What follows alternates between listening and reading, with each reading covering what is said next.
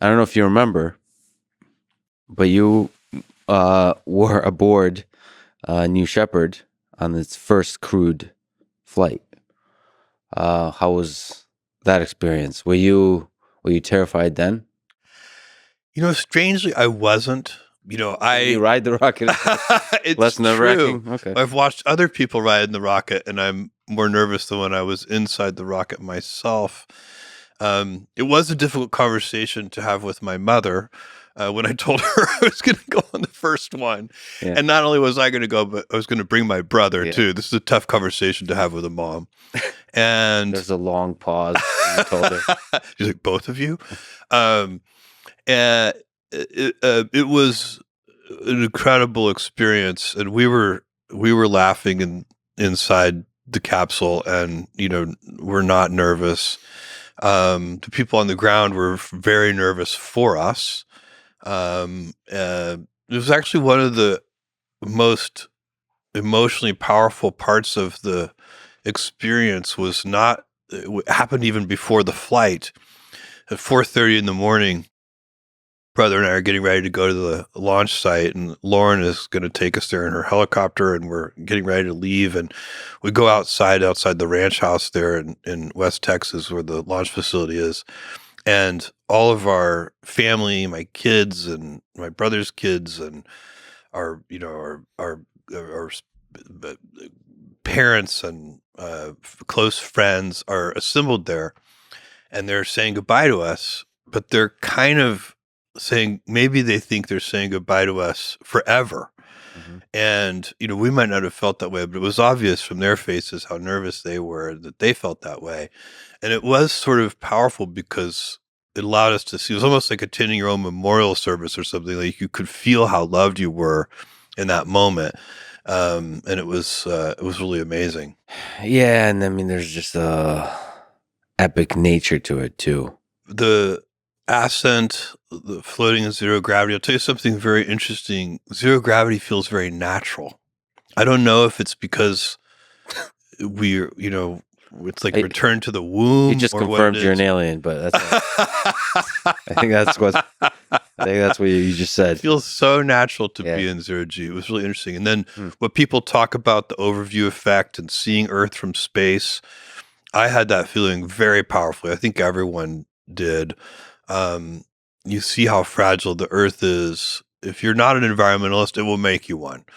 The great Jim Lovell quote, he looked back at the Earth from space, and he said he realized you don't go to heaven when you die, you go to heaven when you're born.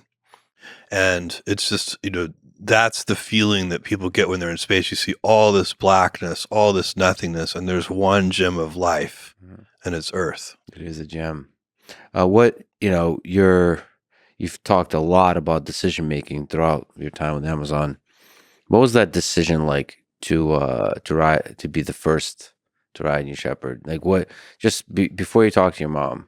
Yeah. What the pros and cons? Like actually, as one human being, as a leader of a company, on all fronts. Like what was that decision making like? I decided that first of all, I knew the vehicle extremely well. I know the team who built it. I know the vehicle. I'm very comfortable with the escape system. We put as much effort into the escape system on that vehicle as we put into all the rest of the vehicle combined. It's one of the hardest pieces of engineering in the entire New Shepard architecture. Can you actually describe what do you mean by escape system? What's involved? We have a solid rocket motor in the base of the crew capsule, so that if anything goes wrong on ascent, while the main rocket engine is firing, we can ignite this solid rocket motor in the base of the crew capsule and escape from the booster. It's a very challenging system to build, design, validate, test, all of these things. It is the reason that I am comfortable letting anyone go on New Shepard. So the booster is as safe and reliable as we can make it.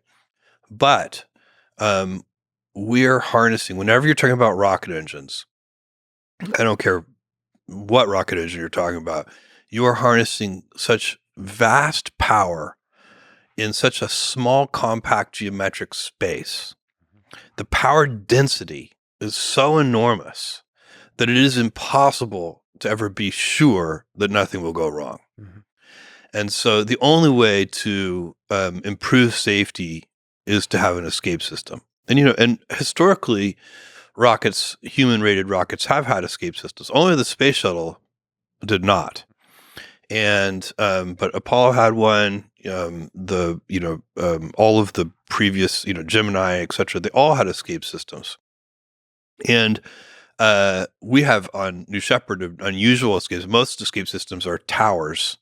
We have a pusher escape system. So the solid rocket motor is actually embedded in the base of the crew capsule, and it pushes. And it's reusable in the sense that if we don't use it, so if we have a nominal mission, we land with it. The tower systems have to be ejected at a certain point in the mission. And so they get wasted even in a nominal mission. And so again, cost really matters on these things. So we figured out how to have the escape system be a reusable, in the event that it's not used, you can reuse it, and have it be a pusher system. It's a very sophisticated thing. So I knew these things. You asked me about my decision to go. And so I know the vehicle very well. I know the people who designed it. I have great trust in them and in the engineering that we did. And I thought to myself, look, if I am not ready to go, then I wouldn't want anyone to go. A tourism vehicle has to be designed, in my view, to be as safe as one can make it. You can't make it perfectly safe; it's impossible. But you just have to. People will do things. People take risk. They climb mountains. They skydive. They do deep underwater scuba diving and so on. People are okay taking risk. You can't eliminate the risk, but it is something, because it's a tourism vehicle, you have to do your utmost to eliminate those risks. And I felt very good about the system. I think it's one of the reasons I was so calm inside, and maybe others weren't as calm. They didn't know as much about it as I did. Who was in charge of engaging the escape system? Did you have? It's automated. Okay. The escape system is completely automated. Automated is better because it can react so much faster. Yeah. So yeah, for tourism rockets, safety is a huge priority. For space exploration also, but a tiny, a delta less. Yes, I mean, I think if you're doing, there are human activities where we tolerate more risk. If you're saving somebody's life, if you are, engaging in real exploration, these are things where, I personally think we would accept more risk, in part because you have to.